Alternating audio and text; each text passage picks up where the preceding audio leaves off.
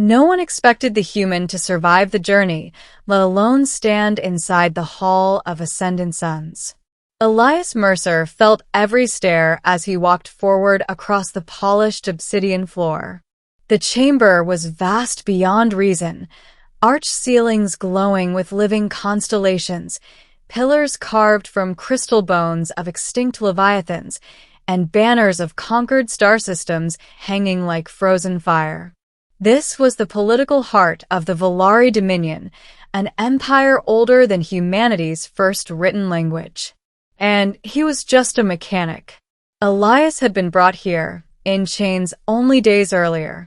Not for heroism, not for diplomacy, but because his freighter, patched together with scrap and stubbornness, had been in the wrong place at the wrong time. Or so everyone believed. The Volari were tall, elegant, and terrifying. Their skin shimmered with iridescent hues, shifting subtly with emotion. Their eyes, too many pupils, layered like galaxies, were locked onto him now. To them, humans were loud, brief creatures. Useful labor. Disposable muscle. Servants at best. That was why the court expected Elias to bow. And he did. Slowly, carefully, Elias knelt at the center of the chamber, lowering his head as protocol demanded. The chains around his wrists were ceremonial now. Thin bands of light meant more as a reminder of status than restraint. Above him, on a throne grown rather than built, sat Queen Saren Velkael, sovereign of 700 systems. She had not spoken since he entered. The silence stretched, heavy and uncomfortable. The Grand Arbiter finally broke it. This human stands accused of trespass, sabotage, and unauthorized interference in a royal conflict zone, the alien announced, voice echoing through translators embedded in the air. His life is forfeit, or his service, should your radiance see fit. Service. That was the word Elias expected. It was what always happened. Humans who weren't executed were repurposed. Mining crews. Engines slaves. Frontline expendables. Elias kept his eyes down, jaw clenched. He had survived pirates, vacuum exposure, and a reactor breach that should have vaporized him. If he died here, at least it wouldn't be screaming. But then the air changed. A subtle shift, like gravity leaning closer. Queen Saren rose from her throne. Gasps rippled through the court. Volari royalty did not stand without cause. Each step she took echoed like a judgment. Elias felt it through the floor, through his bones. She stopped directly in front of him. Human, she said at last. Her voice was not loud. It didn't need to be. It carried authority so absolute that even the translators hesitated, as if afraid to misinterpret her meaning. Yes, your radiance, Elias replied, his voice steady despite the pounding in his chest. Look at me. Protocol screamed against it, but Elias obeyed. He raised his head. Their eyes met. For a heartbeat, the universe seemed to still. Saren's pupils dilated, colors shifting across her skin in patterns Elias had never seen in any Volari recording. Shock. Recognition. Something deeper, older. You, she whispered. It is you. The court erupted into murmurs. Elias swallowed. I'm sorry, ma'am. I think you have the wrong. Silence, she said gently, and the room obeyed. Saren turned away from him, facing the assembled nobles, generals, and priests. Her voice hardened, ringing like a blade drawn from its sheath. You expected a servant. Her gaze swept across them, and several high-ranking Volari visibly recoiled.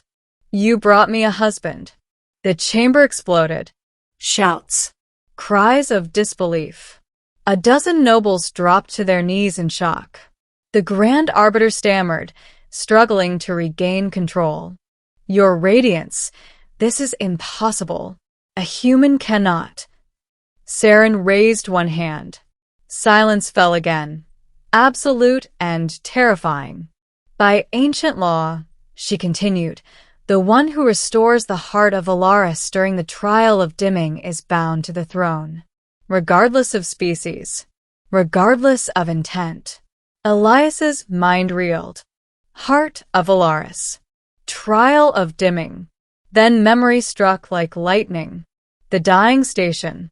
The collapsing star reactor. The ancient alien core failing beyond known science. Elias, alone in the dark, improvising repairs with human intuition and desperation, rewiring pathways no Valari engineer had dared touch. He hadn't known what it was. He'd just fixed it. Saren turned back to him, eyes burning. You saved my world, Elias Mercer. You stood alone where my own people fled. You gave life when the stars were dimming. I was just doing my job, Elias said quietly. A soft sound escaped her, something like laughter. That, she replied, is why you were chosen. The middle days that followed were a blur of chaos and revelation. Elias was no longer a prisoner, nor was he free. He was claimed. Valari tradition demanded trials, not of strength, but of will, loyalty, and mind. Elias endured days of questioning, rituals older than Earth's continents, and tests designed for alien psyches. He passed them all, not because he was stronger or smarter, but because he was human. He spoke honestly when lies were expected. He showed compassion where dominance was tradition. He refused to kneel when honor demanded standing, and knelt freely when humility mattered more. Saren watched it all. In private moments, rare and carefully guarded, she told him the truth. The Valari were dying, not physically, spiritually. Their empire had grown rigid, obsessed with purity, prophecy, and control. They had forgotten adaptability, forgotten empathy, forgotten the strength of imperfection. The bond chooses what the throne needs, Saren said one night as they stood beneath a sky of artificial stars. Not what it wants. And it chose me, Elias said.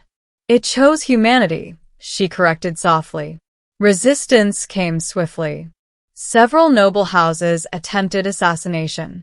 Elias survived 3 attempts in a single week, saved twice by Saren herself. The third time, he disarmed the attacker without killing him, an act that shocked the court more than any violence could have. Why spare him? A general demanded. Elias answered simply, because fear built this mess. I won't help it keep growing. That moment changed everything. Common Valari began to whisper his name. Servants watched him with something new in their eyes. Hope. The final challenge came not from blades, but from the past.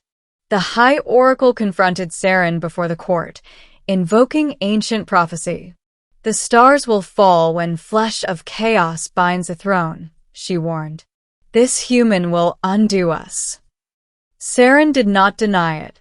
Instead, she did something no Valari ruler ever had.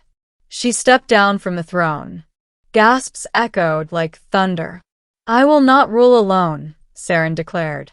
Not anymore. If the stars fall, they will rise different, stronger. She turned to Elias and extended her hand. Rise, she said. My husband. Elias hesitated only a moment, then took it. The bond sealed not with domination, but with choice. The ending was not peace. It was transformation. Years later, the Valari dominion was unrecognizable. Humans and dozens of other species now held council seats. Slavery was abolished. Innovation flourished where stagnation once ruled. Elias never called himself king. He was a bridge, a voice, a reminder. And Saren, once a solitary queen, became something more, a leader who listened. On the anniversary of the trial of dimming, they returned to the Hall of Ascendant Suns. A human mechanic and an alien queen.